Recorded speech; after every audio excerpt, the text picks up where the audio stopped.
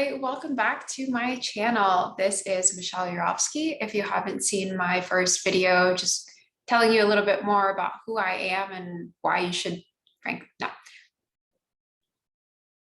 Hi, this is Michelle. Welcome back to my channel. Hopefully you enjoyed my last video about my conference engagements and lessons learned. This video is all about a day in the life of a PM, aka product manager.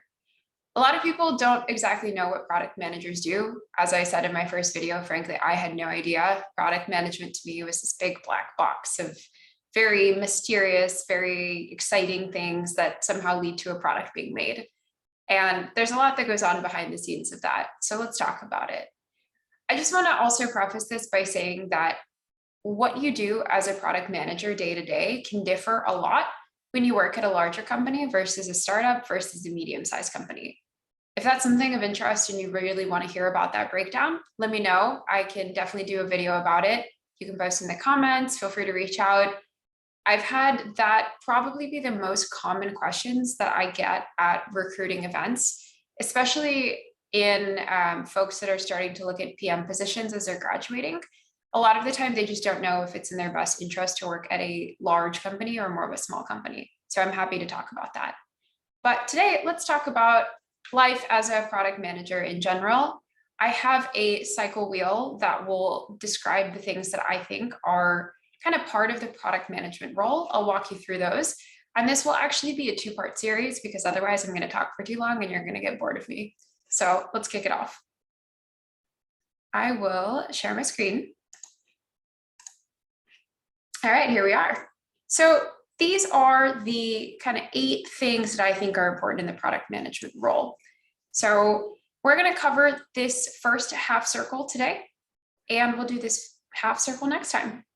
So let's talk communication. I have to say that when it comes to communication, this is the bread and butter of product management. If you're not really a great communicator, whether that's written communication or verbal communication, you're going to struggle a lot. And I say that because so much of product management is literally explaining to other people what it is that you're trying to build and why it's important. So communication is such a strength. What we do as product managers is we do what's called feature work. And if you want to think about feature work, you can think about, let's say, iMessage. Everybody knows what iMessage is. iMessage is a really, really big feature. You can even think of iMessage as its own product, frankly, just because of how big of a scope it has. But there's not one person that works on all of iMessage because iMessage is made up of a lot of smaller parts. Those individual parts are designed by product managers. So let's talk about the reaction feature, for example. So when somebody sends you a text, you can hold the text down and react to it with a couple emojis. They have the thumbs up, the thumbs down, exclamation point, question mark. That in and of itself is a feature. So what a product manager does is they define how it should work, the experience it should have. So for example, I would say as a product manager, I think that there should be a feature that allows you to react to messages that you get. And maybe that means that you react to them with emojis like you can on Slack. Maybe that means that they work as iMessage does. Maybe that means that if you double tap, something happens, but you define that experience. That's really what feature work is. So as a product manager, you'll write a lot of specs. That's what you hear them known as. What a spec does is it describes behavior. Really varies depending on which company you go to, but at the end of the day, you're basically saying, these are my expectations for how this should work. These are the requirements. This is how I think it should look. And this is how you know if it was successful.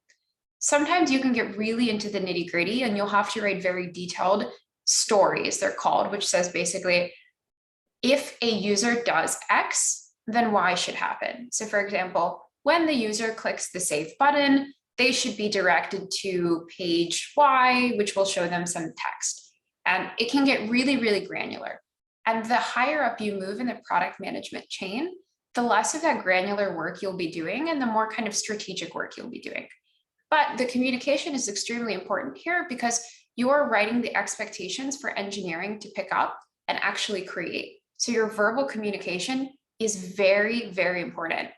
If you don't have a very close relationship with your engineering team, sometimes the only contact you really have with them is just handing off this document that says this is how it should work.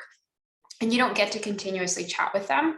Sometimes product management is a lot more segmented in some companies. So your spec work is extremely important. Then it comes to explaining to people verbally what that spec says if you have, let's say, questions about the implementation.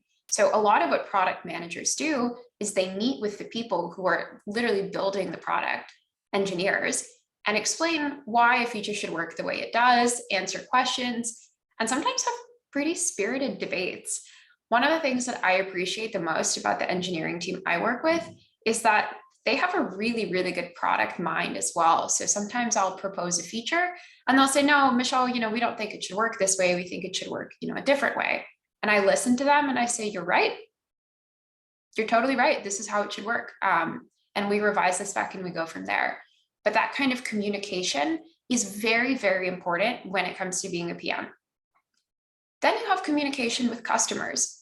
You're building something for somebody else to use, right? Whether it's a paid customer, a free customer, maybe you don't have real customers, you just have consumers. But either way, you need to be communicating with them to understand their needs. So much of what we do as product managers is we gather requirements. So we meet with customers and we understand their pain points. We get their feedback about what we've built. We get suggestions and we kind of float roadmap by them and get their kind of buy-in, if that makes sense. So you want people to be excited about what you're building, and you want to be able to explain why you're building what you're building.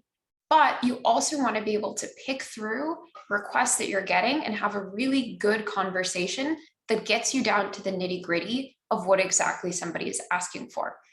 And without communication skills, it's going to be really hard to build something that people want to use because you won't even be able to express what it is that you want to build to engineering. You'll also be doing a lot of communication with field teams. So this really depends on your organization, but a lot of the time you'll be communicating with your sales team. You'll want to explain to them why they should sell your product, what makes your product special. Maybe you want to explain to them how your product is different from other competing products.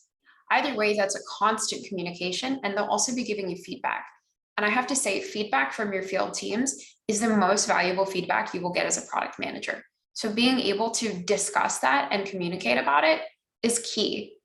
Nobody knows your product better than somebody who's spending the time working with customers to implement it. So that would be the sales team, the support team, your customer success team. Having that conversation with them and building on their experiences to improve the product is the best way that you can leverage the feedback that you get. Okay, so let's talk about vision. As I mentioned, the higher up you go in product management, the more you'll focus on vision.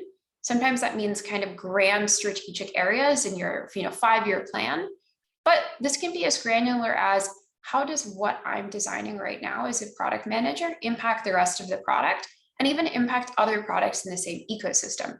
So it's really important for you to be able to look beyond the scope of exactly what you're working on and think about how that impacts the rest of your product or how that impacts experiences.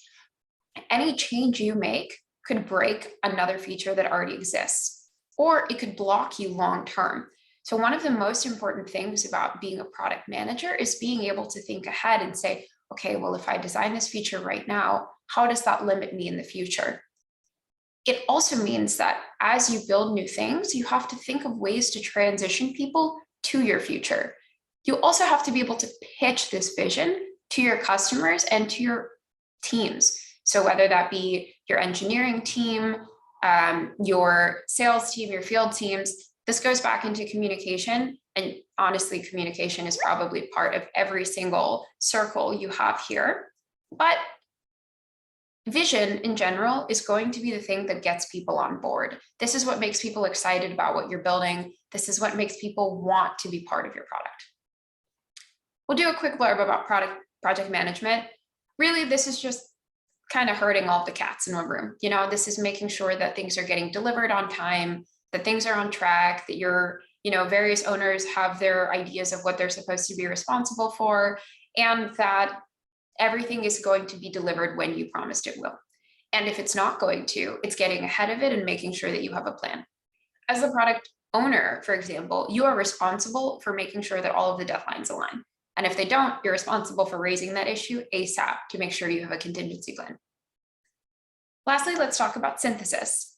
This might be a Michelleism. Not sure if anybody else uses this word in the same way I do, but the way I think about synthesis is being able to take a lot of different streams of information, even if sometimes they're conflicting, and come out of that with a single, very clear, very concise summary and action plan.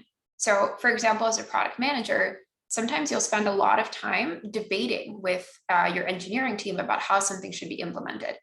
I've been on tons of these conversations where I walk in thinking we're going to do something one way, and I walk out and we've just completely changed the whole plan.